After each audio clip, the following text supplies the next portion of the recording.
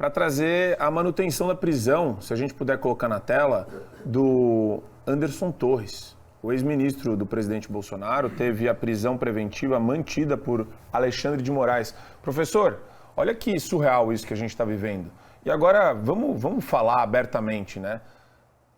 O PGR, que inclusive deve ser investigado sobre o que está acontecendo, até a Procuradoria-Geral da República pediu a soltura, pediu o relaxamento da prisão, deu um parecer favorável.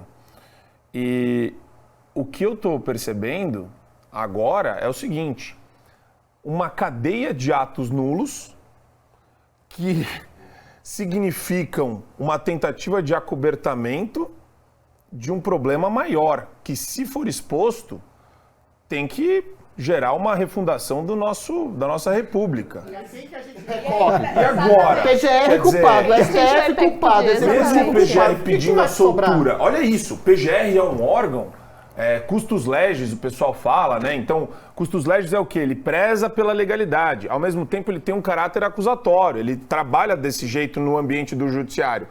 Mas quando o PGR pede a soltura do Anderson Torres e o Alexandre de Moraes nega, o que está acontecendo? E ao mesmo tempo a gente tem o ministro do GSI com a filmagem, que é algo muito mais concreto e material. Marco, olha que coisa curiosa.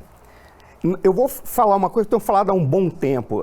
Eu não quero ser repetitivo, não é porque talvez até nem tenha mais nada para falar, porque é a mesma coisa que se repete sempre. Nós temos um sistema que permite exatamente esse tipo de absurdo. Agora, o entrar no absurdo é uma escolha individual. Aí eu já posso estar caminhando daqui para ir para a cadeia. Nós temos um sistema é um sistema que ele é absurdo na sua natureza. As pessoas têm um hábito de elogiar a Constituição de 1988. Eu acho lindíssimo quando ela quer instaurar o Estado Democrático de Direito. Mas tem uma confusão que sempre é colocada para todo mundo. Confundir Estado Democrático de Direito com democracia. E esquecer que democracia é um regime político. Se a gente for tentar entender o que é um regime político, ele tenta configurar o grau de participação, mas em especial controle que a sociedade tem sobre os seus governantes, porque o governante é um empregado, ponto final. E a ele é dado um tipo de poder que ele pode se sobrepor ao povo. Ora, quanto mais você tem um controle sobre os atos dos governantes, mais é o regime democrático. Quanto mais você inclui as parcelas da sociedade, mais o regime é democrático. Alguém vai dizer, esse cara está copiando o Robert Dahl. Parabéns, Robert Dahl, se você foi tão brilhante e genial para colocar uma coisa óbvia que as pessoas não querem ver. Mas quando você olha e tenta falar de regime político, e você vê a história da política caminhando, você tem do Estado moderno, que era absolutista, ele foi construído, tudo se concentrava na mão de um cara só. Executivo, Legislativo e Judiciário. Aí qual era o grande problema? Como é que a gente fragmenta esse poder? Porque é muito poder dado para um. Criou-se a tripartição dos poderes, fazendo pesos e contrapesos, exatamente para que ninguém se sobreponha. Quando chega no século XIX, especificamente, inventam uma coisa que funda o Estado contemporâneo, a representação. O que é isso? Não tem como o povo estar diretamente controlando isso, mas a gente manda os nossos representantes. Vem uma dúvida. Mas espera aí. Como é que a gente vai impedir que a maioria se sobreponha à minoria de uma maneira injusta, indelicada ou incorreta? Porque, de repente, a sobrevivência da espécie pode estar exatamente nas mãos dessa minoria. Cria-se o Estado Democrático de Direito, que vem logo a seguir.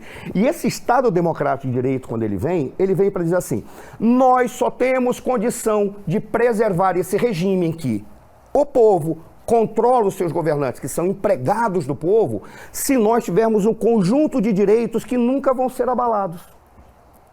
Qual é a grande jogada, então? Quando você vê o que está acontecendo, é um sistema político que, apesar de dizer, nós temos esses valores que representam o Estado Democrático de Direito, eles constroem uma porcaria de um sistema político que permite, inclusive, que um dos poderes se sobreponha, porque ele acha que ele não é o terceiro poder, ele é o quarto, que é o poder moderador.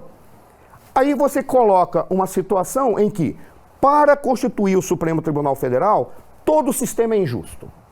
Todo o sistema é inadequado.